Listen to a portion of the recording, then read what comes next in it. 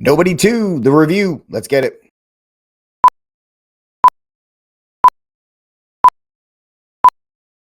All right, ladies and gentlemen, welcome back to Rick Cast Reviews. I'm Rick. These are my reviews. It's a pretty simple title. Let's talk about the film Nobody 2, the follow-up to the 2021 success from 87 North Pictures, Nobody, starring the absolutely perfectly cast Bob Odenkirk as the lead character. So, this one's being released in August. Not really a great time for film releases, but I had high hopes going into this film. So let me give you the synopsis. Let me give you a quick overview of the actual players involved, the people who starred in it. Then I'll give you 3 up, 3 down, and send you on your way. So the synopsis of Nobody 2, and before we get into that, let's roll that beautiful B footage while I give you the synopsis of this movie.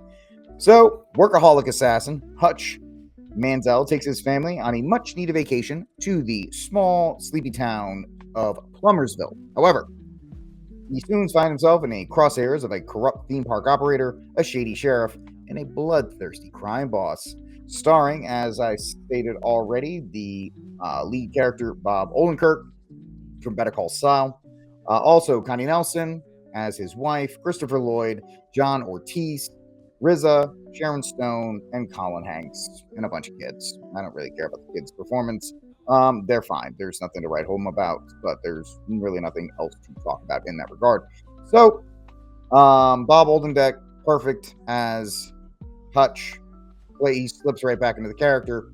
Awesome. Glad to see him again. Connie Nelson gets more to do. I'll talk about that more when I get into my 3 up and 3 downs.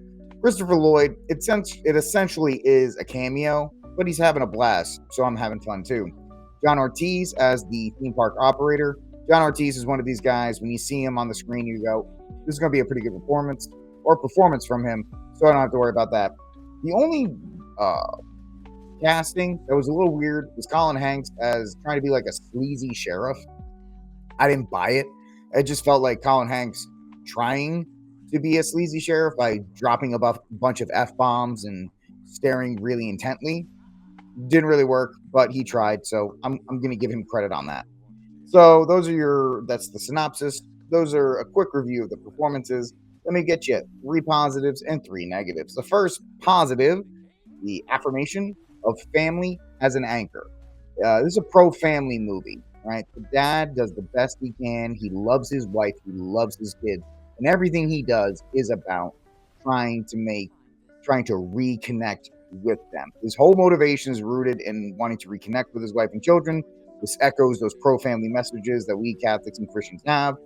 Even a broken man clings to his familiar vows and tries to heal rather than abandon his wife. The typical Hollywood trope is to have the husband abandon the wife because he's too dangerous or whatever the case may be. Not Hutch. Hutch loves his wife.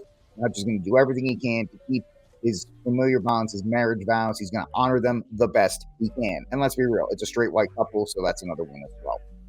Second positive, confrontation of evil to protect the innocent. The film pits Hutch against a corrupt authoritarian and a ruthless criminal enterprise. His violence, while extreme, is framed as sacrificial defense, mirroring biblical themes of standing against evil to shield vulnerable lives, right? Righteous violence, some people call it. But his violence is never done out of spite, or it's never done out of a just motivation to hurt people. It's only done to protect and to shield. And then finally, comically self-aware of the excess. Now, there's an outlet called Common Sense Media. They say it packs a preposterous punch full of satirical wit, making fun and having a lot of joy in the spectacle, guilt-free, because the violence is cartoonish in nature, and the film understands that it's cartoonish violence. So they really revel in it. And it's an acknowledgement that violence, though exaggerated, is not merited to be taken as a moral exemplar. So, for affirmation of family as an anchor, confrontation of evil to protect innocent, and comic self-awareness on the violence. Those are my 3 positives. Let's talk about 3 negatives with the film. with the violence on the positive, let's flip the violence on its head. This is an action movie, so there's going to be violence there. And even though it's played up to a cartoonish degree, and even though it's played for laughs, it can still get pretty graphic and extreme for some people. So if extreme violence is something that you are not comfortable with, you're not going to be comfortable with this film because it revels in the extreme violence that it is presenting, and it's not apologetic for it, which is nice. But at the same time, you just have to understand it's there. The language, there's about 6 gazillion F-bombs. So if you don't like that, that's not going to work for you. Also, the Lord's name is taken in vain one time. That always takes points off for me as a critic and as a Catholic conservative critic. I have to take these things into account, so that knocks some points off there. So that's the second one. Language, it's a little excessive, borderline a parody, but it's there. If you're not comfortable with that, you're gonna have a problem with it. And then finally, it's a shallow film. Okay, the first one was it was written out, it was well paced, it was well thought out. And the problem is with sequels, especially really quick sequels, this one had a really quick turnaround time. You're not going to get The Godfather Part 2 here. Now, of course, if you're looking for The Godfather Part 2 in a Nobody 2 film, you might be having a problem in the first place. But the characters are fine. I think the relationships are all well fleshed out. But you kind of run into a point during the film where you run into the Die Hard syndrome, the 24 syndrome. How many more criminal enterprises, how many more ultra-violent, world-ending, or just absolutely terrifying crime bosses is this guy going to run into? This is fine for now, but where does this go forward if it goes forward?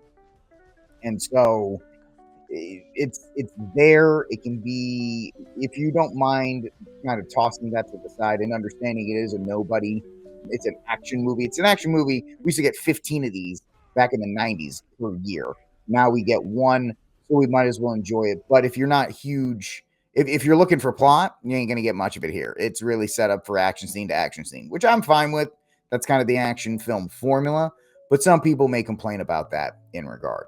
So to summarize this up, ladies and gentlemen, your strengths: family-centered motivation, historic standing against evil, and a satirical tone that lowers your guilt because you know the film isn't taking itself seriously. Now, on the negative side, graphic violence, which can be very disturbing for a lot of people, really over-exaggerated and overuse of profanity, and especially the taking of our Lord's name in vain, and a shallow plot that is kind of just really just there to move along from set piece to set piece. So overall, Nobody 2, it's the classic sequel problem. It has to amplify the predecessor and still bring some more things. Now, as a Catholic conservative critic, the pro-family thread and the defense of the innocent offer brief moral footholds and things that you can really get a hold of, like, oh, this is really good. I kind of enjoy this. The relentless glorified violence can really wear some people down, and the profanity is going to turn most Catholics and conservatives off unless you're watching this on VidAngel, in which the film is going to be about 15 minutes. So if you're looking for action with a clearer moral center or something that's a little bit more in line with the classic conservative Catholic values, you're not going to find that with Nobody 2. If you're willing to switch off your brain, accept it for almost a parody of an action movie that the film is clearly just trying to have fun with, then you're going to enjoy it. Me, out of my rating system of good, bad, or indifferent, I'm going to give this a good. I would have given it a very good, except they took the Lord's name in vain, which knocked down a point. For what it is, you have to understand, films, you can't compare like Weapons or F1 to this film. This film's an action film. And for what it is, I think it's a good film for what it is.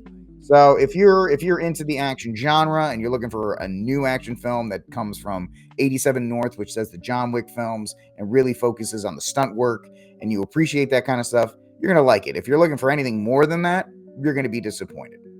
All right, ladies and gentlemen, that's it for this episode of Rickcast Reviews. Please do me a favor, hit the subscribe button, share this video out with everyone you know, helps the channel grow. And that would be great. Leave a comment down below if you agree with my points or if you disagree with my points. If you think I'm completely silly, let me know in the comment section down below. I'll talk to y'all later. You, internet, you better stay classy.